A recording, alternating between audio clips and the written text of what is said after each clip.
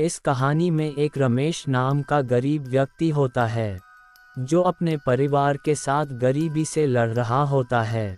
क्या उसकी मदद करने के लिए कोई आगे आएगा या उसे ऐसे दुत्कार कर भगा दिया जाएगा? जानने के लिए सुनिए हमारी एक गरीब किसान की कहानी। एक गांव में रमेश नाम का एक गरीब व्यक्ति रहा करता था जो बहुत मेहनती था और अपनी मेहनत के बल पर ही वह अपने परिवार का भरण पोषण कर रहा था। रमेश के पास थोड़ी सी खेती थी। उसी खेती को वह करके अपना घर गुजारा चला रहा था। खेती में उतना कर लेता था कि वह अपने परिवार का पेट बड़ी आसानी से भर सकता था। और उसी गांव में एक अमीर शहजादा रहा करता था। शहजादे की पैतृक संपत्ति उसके पास थी। खेत खलियान संपत्तियां भी उसके पास में खूब सारी थी। बेशुमार धन दौलत सब कुछ था। उसके पास जितना बड़ा उसका खजाना था उतना ही छोटा उसका दिल था। वह मजदूरों से खूब काम तो करवाता पर पैसे के नाम पर उन्हें कम पैसे ही देता और साथ में उन्हें जिल्लत-ए दुत्कारता भी था। वह बहुत बड़ा कंजूस व्यक्ति था पर क्या करें, गरीबी के हाल ने मजबूर कर रखा था। आधा गांव उसके खेत खलियान में ही काम करता था। गांव के बचे कुछ लोग रमेश को देखकर बड़े हैरान होते थे कि यह इतनी सी थोड़ी सी जमीन में इतनी अच्छी फसल कैसे कर लेता है। उसी साल गांव में भयंकर तबाही हुई। खूब आंधी तूफान बारिश सब कुछ आया और सब कुछ तहस नहस करके चला गया। उस गांव के हालत इतने बुरे हो चुके थे कि लोगों के पास खाने तक के लिए कुछ नहीं बचा था। उसी में से एक था रमेश, जिसकी हालत गांव के सभी व्यक्तियों से ज्यादा कमजोर हो चुकी थी। जैसे तैसे करके अपना घर का गुजारा कर रहा था। एक वक्त के बाद उसके पास वह भी खत्म हो जाता है। हालात इतने बुरे हो चुके थे, रमेश के पास शहजादे से कर्ज लेने के अलावा और कोई रास्ता नहीं बचा था। अगले ही दिन शहजादे के पास कर्ज लेने के लिए रमेश जाता है। शहजादे ने रमेश की पूरी बात सुनी और उसके मन में लालच जागा।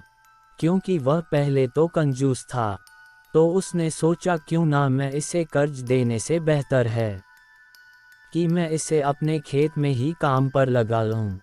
क्योंकि अगर मैंने इसे कर्ज दे दिया तो ये कर्ज कहाँ से लौटा कर देगा। इसके पास तो इतना बड़ा खेत भी नहीं है। उसने रमेश से कहा कि रमेश, मैं तुम्हें पैसे तो नहीं दे सकता, मैं तुम्हें अपने यहाँ नौकरी पर रख लेता हूँ और मैं तुम्हें सिर्फ 2000 रुपये महीना के दूंगा। पर रमेश ने कहा कि जो दूसरे मजदूर लोग हैं वह काम कर रहे हैं तो उन्हें तो 3000 रुपये मिलता है और ऊपर से 2 गेहूं की बोरी भी अलग से दी जाती है। शहजादे ने कहा कि देखो रमेश, मुझे दूसरों से मतलब नहीं है। तुम्हें अगर काम करना है तो करो, वरना मेरे पास में बहुत मजदूर है। काम करने के लिए रमेश मरता ना तो क्या करता। अपनी मजबूरी और परिवार वालों का पेट पालने के लिए वह शहजादे को हाँ कर देता है। रमेश के जाने के बाद शहजादा बहुत ज़्यादा खुश होता है और सोचता है कि अब मैं इससे खूब काम कराऊंगा, क्योंकि इसके किस्से मैंने सुने हैं और इससे ऊपर से पैसे भी कम देने पड़ेंगे। मुझे तो डबल फ़ायदा होगा। अगले ही दिन से रमेश शहजादे के यहाँ पर नौकरी करने लगता है। रमेश खेतों में खूब मेहनत करता और उसकी मेहनत के बल पर उसने 6 महीने का काम सिर्फ और सिर्फ 4 महीने में ख़त्म कर दिया। जब ये बात शहजादे को पता चली तो बड़ा खुश हुआ, लेकिन उसके अंदर बेईमानी का ईमान डगमगा गया। उसने सोचा, जब इसने मेरा काम 6 महीने का 4 महीने में कर दिया तो क्यों ना मैं 2 महीने के पैसे बचा लूं और मैं इसे मना कर देता हूं कि अब मुझे तेरी ज़रूरत नहीं है।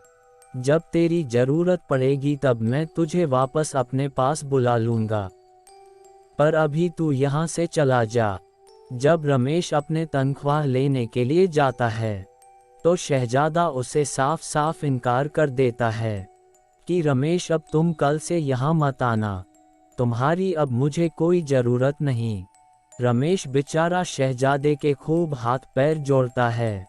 वह कहता है कि मालिक मुझे नौकरी से मत निकालो, मेरे बच्चे भूखे मर जाएंगे, मैं आपके सहारे ही तो हूँ। अब मैं कहाँ जाऊँगा, किसके पास जाऊँगा, किसके पास काम मांगने के लिए जाऊँगा। और इस गांव में आपके जितना धनवान व्यक्ति और कोई दूजा है भी तो नहीं। मालिक मेरी गरीबी पर तो थोड़ा सा रहम खाए। अगर मुझसे कोई गलती हो गई हो तो मुझे बता दीजिए या मुझे उसकी कोई सजा दे दीजिए, पर मुझे नौकरी से मत निकालिए। पर उस लालची शहजादे को अपने धनवान होने पर बड़ा घमंड था। उसने रमेश के आंसुओं पर बिल्कुल भी तरस नहीं खाया और उसे उल्टा दुत्कार कर भगा दिया और कहने लगा कि रमेश अब तुम मुझे दोबारा यहाँ देख मत जाना। रमेश ने लाख मिन्नतें की उसके पैर तक छू लिए, पर उसका दिल जरा सा भी ना पिघला। रमेश बेचारा आंखों में आंसू लेकर चुपचाप अपने घर चला आया। पत्नी ने लाख समझाया कोई बात नहीं, ऊपर वाला हमारी मदद करेगा, कोई करे या ना करे। पर रमेश ने कहा नहीं, अभी मुझे ज़रूरत है, मैं कल फिर से शहजादे के पास जाऊंगा और उसे नौकरी की भीख मांग लूंगा। इस बार चाहे वह मुझे 1000-1500 रुपये जो भी देगा मैं वह ले लूंगा, क्योंकि मुझे अपने परिवार का पेट पालना है। सुबह होते ही रमेश उस शहजादा के घर पहुंच जाता है। शहजादा उसे देखकर कहता है, मैंने तुम्हें कल ही मना करा था ना कि तुम यहाँ मत आना, अब क्यों आए हो यहाँ पर। रमेश ने कहा, साहब मेरे अन्नदाता मेरे मालिक मुझे नौकरी पर रख लो वापस, वरना मेरे बच्चे भूखे मर जाएंगे, मेरी कुछ मदद करिए आप। लाख मिन्नतें करने के बाद भी उस शहजादे ने उसे नौकरी पर रखने के लिए मना कर दिया और उसे फिर दुत्कार कर भगा दिया। अगले ही दिन वापस वह रमेश उम्मीद में जाता है कि आज शहजादा मान जाएगा, आज तो मुझ पर कुछ तो दया दिखाएगा। पर रमेश ने जैसा सोचा वैसा नहीं हुआ। शहजादे ने उसे वापस बुरा भला बोलकर अपने दरवाजे से बाहर कर दिया और अब से यही रोज क्रम चल रहा था। लगभग 1 हफ्ता बीत चुका था, पर रमेश की बातों का उस शहजादे पर कोई असर ही नहीं हो रहा था।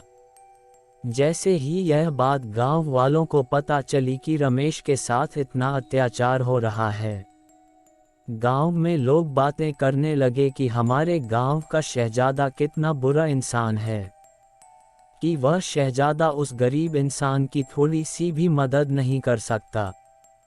क्या इतना नीचे गिर चुका है वह शहजादा। जब ये बात शहजादे को पता चली कि उसके बारे में कुछ बातें गांव में फैल रही हैं, उसकी चारों तरफ बुराइयां हो रही हैं, तो घबरा जाता है और सोचता है कि अब मैं क्या करूं। उसके मन में ख्याल आता है कि क्यों ना मैं 10 से 15 दिन के लिए अपने रिश्तेदार के वहां चला जाता हूं, तब रमेश यहां आना छोड़ देगा और मैं फिर वापस यहां आ जाऊंगा। तब तक यहां का पूरा माहौल ठंडा हो जाएगा। वह शहजादा रात होते ही अपने पूरे परिवार के साथ अपने रिश्तेदार के यहाँ चला जाता है। जब अगले दिन रमेश उसके घर पहुँचता है तो उसे कोई दिखाई नहीं देता। रमेश फिर भी उम्मीद लगाकर वहाँ बैठा रहता है कि शहजादा थोड़ी देर में आता ही होगा। वक्त तेजी के साथ भी जाता है। 10 से 15 दिन कब हो जाते हैं पता ही नहीं चलता और वह शहजादा लौटकर अपने घर आता है। जब वह शहजादा देखता है कि रमेश वहाँ उसे दिखाई नहीं देता है, तो वह अंदर से बड़ा खुश होता है और सोचता है कि मेरी तरकीब काम आई, इस रमेश से मेरा पीछा छूटा। शहजादे को घर आकर देख कुछ मजदूर लोग शहजादा के पास आते हैं और कहते हैं कि मालिक आपके जाने के कुछ दिनों के बाद ही आपके घर में कुछ लोग चोरी के इरादे से घुसने ही वाले थे, पर रमेश वहाँ हर रोज आपका इंतजार करता था और बैठा रहता था। उसकी नज़र उन चोरों पर पड़ गई और उसने बिना अपनी जान गंवाए वह उन चोरों से अकेला ही भिड़ गया और उसने आपका पूरा घर लूटने से बचा लिया। पर हाँ, उस भिड़ंत में वह पूरी तरह से गंभीर घायल हो चुका है और वह अभी अस्पताल में भर्ती है। गांव वालों की बात सुनकर उस शहजादे का थोड़ा सा मन ठंडा पड़ गया। उसने सोचा कि मुझे रमेश से मिलना चाहिए।